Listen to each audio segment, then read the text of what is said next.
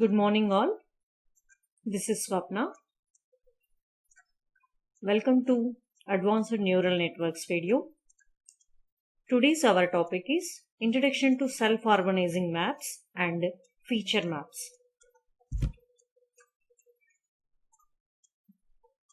Competitive learning concept is used in self-organizing maps, in which output of the neuron wins the competition and also called wins takes all neuron or winning neuron concept. This concept is mainly used in self-organizing map. It is characterized by the formation of topographic map, which consists of the input patterns in which spatial locations of these neurons in the lattice represent the statistical features contained in the input patterns. Self-organizing map is characterized by the formation of topographic map. Topographic map contains the input patterns in which spatial location of the neurons in that pattern indicates the statistical features contained in the input patterns. Two levels of adaptations are there, where SOM, self-organizing map, provides a bridge for these two adaptation levels. First adaptation level rule is adaptation rules are formulated for the neurons, every single neuron at the microscopic level, and it provides experimentally better results and physically accessible patterns of feature selectivity at the microscopic level of the neuron layers. So every single neuron, adaptation rules are formulated at the microscopic level and physically accessible input patterns have the feature selectivity at the microscopic level. So these are the two levels of adaptations which can be provided by the self-organizing map. A computational map is designed are defined by an array of neurons representing slightly differently tuned processes or filters which operate on the sensory information bearing signals in parallel. Topographical map is a characterization of the self-organization map. Here another type of map is there, that is the computational map. It is defined by the array of neurons and these are slightly differently tuned to operate on the sensory information. The neurons which are in the form of array in the computational map transforms the input signals into a place of coded probability distribution, and also these represents the computed values for parameters.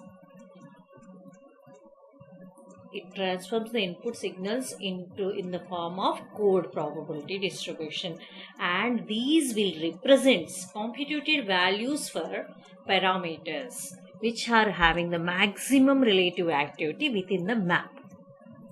So this information is related to the computational map in the form of, they are arranged in the form of array and they mainly operate on the sensory information. In this, whatever the neurons are there, that transform the input signals into the coded probability distribution of output signals, and these are also represents the some computed values of the parameters. So next we are going to know about two basic feature mapping models.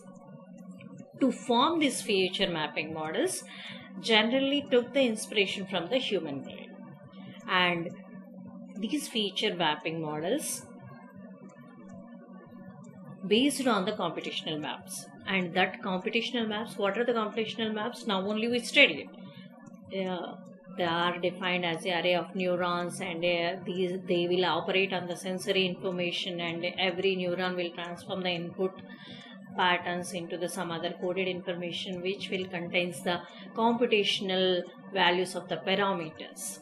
So that are the computational maps, and also these offers the some properties. At each stage of the representation, each incoming signal piece of information is kept in a proper text, and neurons related dealing with the related piece of information which are close together and also interacted by the synaptic connections. So neurons are works on a information, and these are closely related and these are connected by the synaptic connections. At every stage, it takes the incoming piece of information and keeps in a proper context. So, and also we said self-organization maps and computational maps will has the characteristic of topographic map.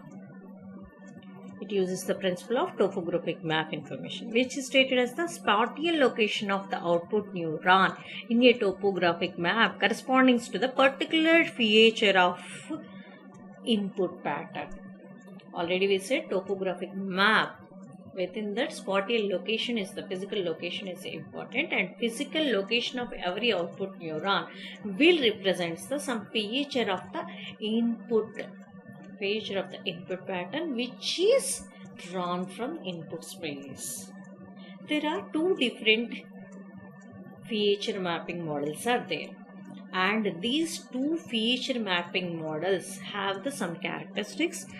Both are having some similar characteristics, that how they are represented also. So within this, output neurons are arranged in two-dimensional lattice. In two different feature mapping models are there. In these two also, output neurons are arranged in a two-dimensional lattice. And this kind of topology ensures that each neuron has a set of neighbors. So output neurons are arranged in the form of lattice, means it specifies that each neurons are having the neighbors. Within that feature map models, first map model is Wilshire-Wander-Malzberg model, and it is represented like this. Here we shown the pictorial representation of the Wilshire-Wander-Malzberg model. So this is the two-dimensional array of postsynaptic neurons, and here it is represented with the dark circle winning neuron, because these maps are using the basic concept of competitive learning and also we said winning neuron concept. So this here it is representing the winning neuron, and it is having the bundle of synaptic connections with the other lattice which are having originated from the presynaptic neurons. In this lattice also some other activated or winning neuron is there. Here it is. So this is the pictorial representation of Wilshire-Wander-Malzberg model. This is one of the feature mapping model. There are two different feature mapping models are there. One is Wilshire-Wander-Malzberg model, and it looks like this. In two-dimensional output lattice is there. This we can call as a postsynaptic neurons. This lattice contains, and this lattice contains a presynaptic neurons. From this it is having the bundle of synaptic connections from input presynaptic neurons to the postsynaptic neurons. Within that only the one winning neuron is there, because it uses the basic concept of competitive learning. Winner takes over, and it is originally proposed by Wilshire and Wander-Malzberg in 1976. That's why it is given the name of with his name only, and these are mainly taken the concept from the biological grounds. That is mainly he explains the problem of retinotopic mapping from the retina to the visual cortex. That is the inspiration, and he explained that there are two separate two-dimensional lattice of neurons are connected together with one projecting onto the other. That's what we are showing. Two-dimensional, two separate lattices are there, with one is projecting onto the other. One lattice represents the presynaptic neurons and other lattice represents the postsynaptic neurons. Presynaptic means input neurons, postsynaptic means output neurons. And postsynaptic lattice uses the short range excitatory mechanism as well as the long range inhibitory mechanism. So we studied about the excitatory mechanism, inhibitory mechanism. That is in the competitive learning. Excitatory mechanism is output neurons one another connected to one another. Inhibitory mechanism is output neurons are connecting the connectivity from the input neurons to the output neurons. That we can call as a long range inhibitory mechanism, short range exhibitory mechanism. Postsynaptic lattice uses these two mechanisms, and these two mechanisms are local in nature, and it also critically important for self-organization. These are critical important characteristics for self-organization. These two lattices are interconnected by modifiable synapses of Hebbian type. These two are interconnected by Hebbian synapses. These two are interconnected by a modifiable synapses of Hebbian type. So we said we are using the winning neuron concept or competitive learning type of basic concept for this feature map model also, which are having the self-organization. So to make only the one neuron or few neurons only active at a time, for that it uses the threshold. A threshold is used to ensure that only the few postsynaptic neurons are active at a time. To prevent that steady build-up in the synaptic weights may lead to the network instability, and total weight associated with each postsynaptic neuron is limited by the upper boundary condition. For every synapse are associated with the weights, and total weight is limited by the upper boundary condition. Each neuron some synaptic weight increases while other decreases. Winning neuron automatically having increasing and remaining on decreasing. So, and Wilshire-Vandermalsberg model is specialized mapping where the input dimension is same as the output dimensions. So it has the special feature, that is it maps the input dimensions and the output dimensions same. And this model is the geometric proximity of presynaptic neurons to be coded in the form of correlations in their electrical activity. To use these correlations in the postsynaptic lattice to connect with the neighboring presynaptic neurons to the neighboring postsynaptic neurons. It uses the geometric proximity features which are coded in the form of correlations. These relations are output neurons or postsynaptic neurons are connected with the presynaptic neurons, as well as it has the connection between the neighboring postsynaptic neurons also. That it follows Wilshire-Vandermalsberg model. Next second feature mapping model is Koehnen model. So it is also uses the two-dimensional array lattice for the postsynaptic neurons. Both models are using the same thing, two-dimensional array representation for postsynaptic neurons. Here it is also using the same thing, and it is also having the winning neurons. So this one is also having the using the concept of competitive learning, and it is also taken from the bundle of synaptic connections from the input.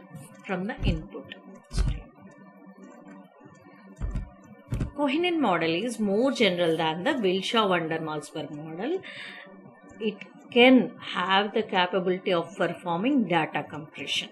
So Koehnen model have the capability of performing data compression comparing with the Wilshire-Vandermalsberg model, and this model belongs to the class of vector coding algorithms. It is belonging to the class of vector coding algorithms.